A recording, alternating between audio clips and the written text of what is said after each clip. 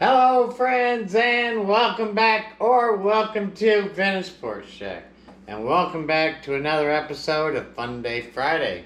Today we're going to be talking about the three main card companies that I remember and how I think it intertwines with the hobby. So as always, stand up and stretch out because away we go. Alright guys, today I'm going to talk about the three card companies that I grew up with. Of course, they're Topps, Donruss, and Fleer. That's right, Fleer. We're going to be talking about those three companies.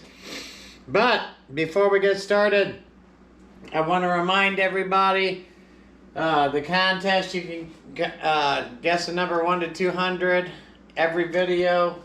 February contest, Jack Nicholas. We just went to over 1670 in subscribers. Shoot for 2,000. We'll give away this box, 1 to 2,000 in the comments. Tomorrow, going to be in Peru, Indiana from 9 to 4 at the Circus Arena. That's right, Peru, Indiana is the circus capital of the world. You can go there and learn how to be in the circus. Trapeze, clowns, you name it. Whatever's in a circus. You can be a dog trainer. Go to Peru, Indiana to learn how to be that. I think there's a college there. It used to be. But we're going to be in Peru 9 to 3 tomorrow. And then also wanted to remind everybody, merch store down below, eBay auction. Have about 15 cards in the eBay auction. Check the eBay link in the description down below. And as always, smash the like button, subscribe if you haven't, and let's get to it. Today I wanted to talk about the three card companies I grew up with. Just kind of talk about what they were in the 70s and early 80s. Back in the 70s, I can remember buying Topps baseball cards. I remember going to the store, but it wasn't for the cards. It 100% was for the gum. It was chewing the gum. While you chewed the gum, you looked at the cards, threw the cards away. Threw them to the side, threw them in a box, whatever. Not until, I can't remember if I was being told to put them in a box, take care of them, but not until 1981. Do I remember getting off the bus with a couple buddies of mine, going into the store and buying them, and me and my one buddy Greg was looking at the stuff and going to throw them away, and our other friend Jimbo was like, "Whoa, those are worth money." We were like, "What?" He was like, "Yeah." His uncle had told him they were worth money, so that was the first time I can remember thinking that the cards were worth money. And that was in 1981, early 1982. Even though I'd had some, bought some. So, up until that point, it was all about the candy. I remember when Fleer came out in 81. Donruss came out in 81. I can remember when they came back. I can remember exactly where they were. But I think sometimes we forget that it was about the candy. And I kind of wanted to get a little bit off, but I kind of want to talk about how these companies started. First, Topps. Topps was a tobacco company, and I think back in the 1800s and early 1900s, the children, the Soren brothers, the boys of the gentleman that owned the tobacco company, switched it over to a candy company and started selling candy, confections. And then in, I think it was in the 40s, they created Bazooka bubble gum. So that kind of got them into the gum and then into the cards in the 40s. And then Donruss, it was also a candy company. It was started out as a hard candy. Well, get back to Topps. Topps still today makes candy. I don't know if you guys know that, but Topps still makes Bazooka gum I think ring pops and those push pops. If I'm not mistaken, they still make those three candies. Flair or Donruss. Get back to Donruss. Donruss was, I think, started in the 50s, early 1950s by Thomas Weiner. It was the Thomas Weiner Company. They had hard candy suckers, and they invented super bubble gum. And if you grew up in the 70s, super bubble gum was, it's like they made a big rope and they chopped it up and they put it in this little wrapper and they spun it, and you just pull it and it would whoop, unspin, and this is this hard ass piece of bubble gum. But I remember super bubble gum. It was in a big vat. You grab out, they're a penny a piece, I think. 5 for a dime, something, I can't remember exactly the price. But you can buy 1, 2, 3, 5, 10. So that was an easy, cheap gum for a kid. They started making cards in the 60s, entertainment cards. 1965 is when they made their first sports cards. They made race cards. They collaborated with Hot Rod Magazine. But Donruss was a candy company also. Flair. That's right, Flair.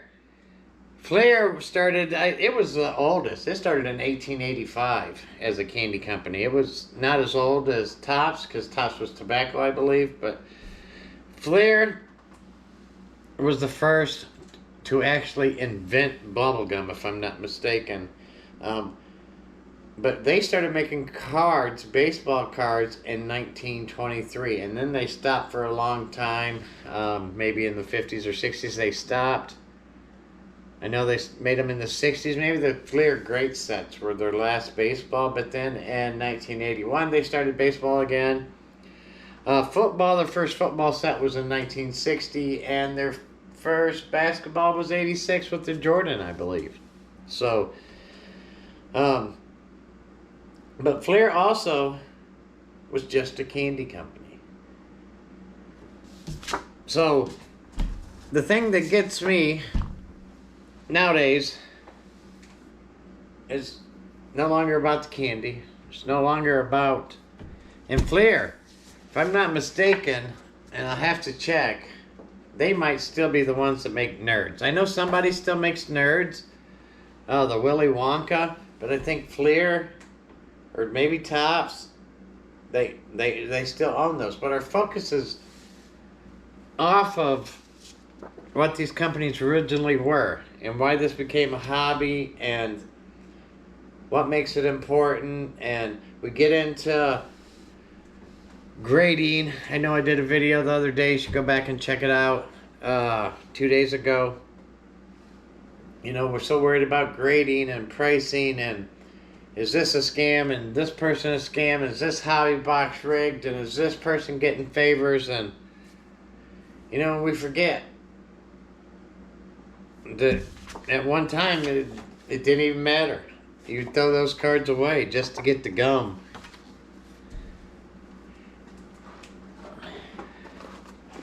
That's what would matter back in the day.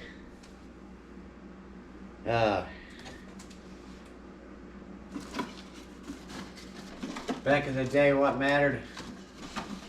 I know when Bowman came out in 89, they still had gum in theirs. I just felt this 87. No gum in Donruss. So at some point in time, we forgot about what was important. 86, Flair. Still has the gum, 86 Flair. But at one point in time, we forgot its roots. So every once in a while, just reach back and remember, you know, that it's not always the cards, it's not the money, it's not the grading, it's not who gets watched favors, and I think it's the innocence, the nostalgia. That's what keeps this alive. So let's not forget it. Let's not forget the simplicity of it all. So comment down below and tell me what you think.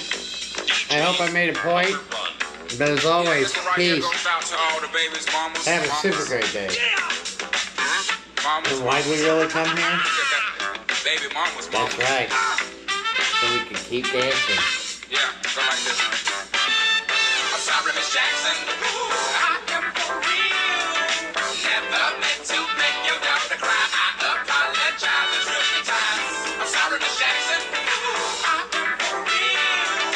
Never meant to make your daughter cry. I apologize a trillion times. Headed down a southern trail, I'm going chicken hunt, chopping redneck chicken necks. I ain't saying nothing to the hillbilly. My barrel in his eye. Boom shaka, hair trunks in the sky. Why?